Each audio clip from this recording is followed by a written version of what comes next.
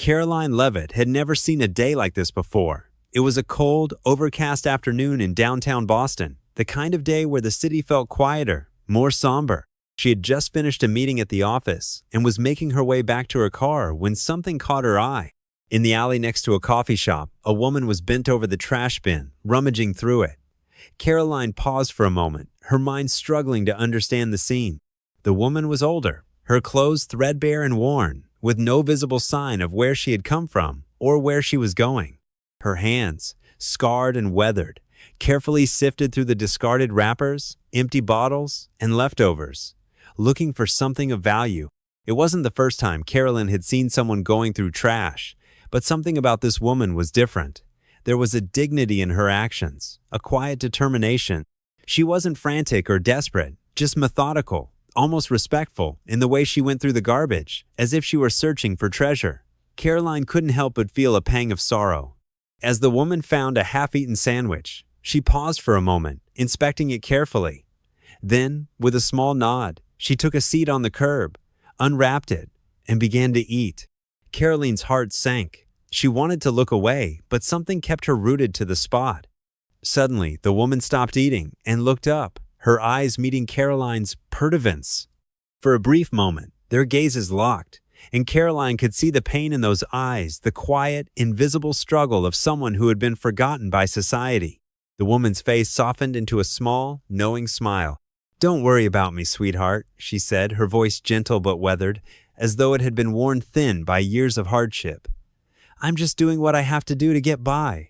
Karoline didn't know what to say. The words were stuck in her throat. She had always lived a comfortable life, never having to worry about where her next meal would come from. And yet, here she was, standing in front of a woman who had made peace with the reality of living on the margins.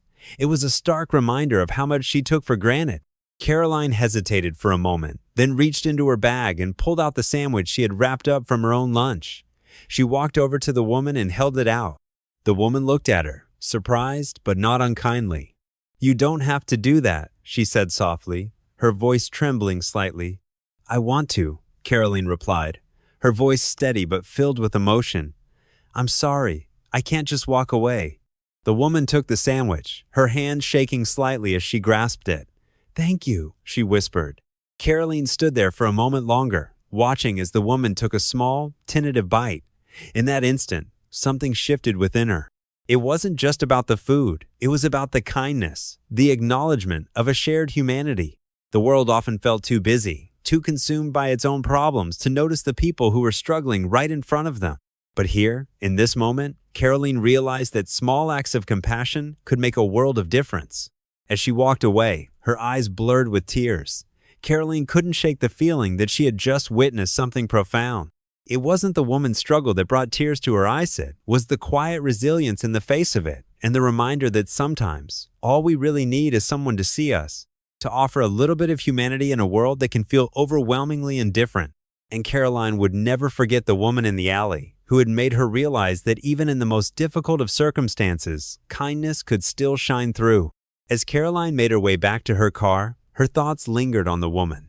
She couldn't shake the image of her sitting there, quietly eating the sandwich, the soft glow of gratitude on her face.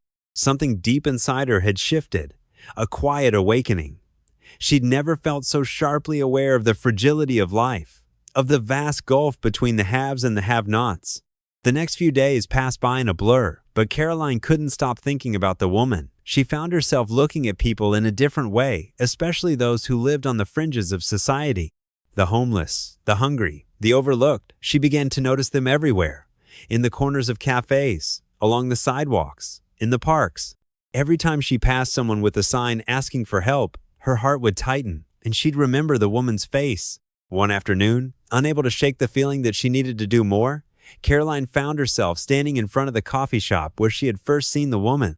She looked around the alley, but the woman wasn't there. Karoline's chest tightened with disappointment.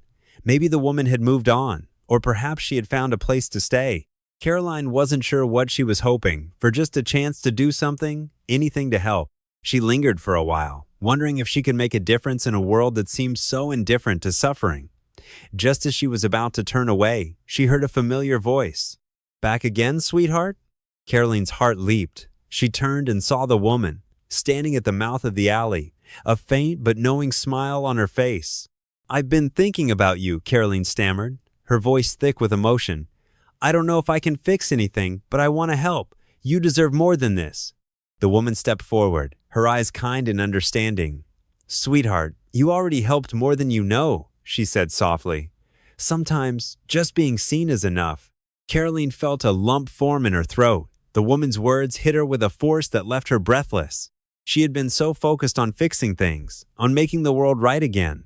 But the truth was that sometimes people didn't need fixing. They just needed compassion. They needed to feel like they mattered, even if just for a moment. "I know this might sound strange," Karoline said after a beat, "but I want to help in a way that lasts. Can I bring you food or clothes? Maybe even find you a place to stay?" The woman paused, her gaze softening. "I appreciate the offer, but what I really need is something that can't be given by a meal or a blanket." Karoline blinked, confused. "What's that?" "A little bit of hope," the woman said, her voice barely a whisper, yet powerful in its simplicity. "People forget that. We all just need someone to believe in us again." For a moment, Karoline stood there, silent. Then she nodded, as if understanding for the first time what the woman meant. She didn't need to give her a handout or fix her life. She just needed to be there, to see her, to offer a bit of hope in a world that had all but taken it away. "Then I'll believe in you," Karoline said quietly, her voice resolute. "You're not invisible to me, not anymore." The woman smiled, her eyes glistening with unshed tears. "Thank you, sweetheart. That's all I needed." As Karoline left the alley that day, she felt a sense of peace she hadn't expected. She hadn't solved the woman's problems, and she knew that the challenges she faced were far from over. But in that moment, Karoline had done something more important. She had acknowledged the woman's humanity.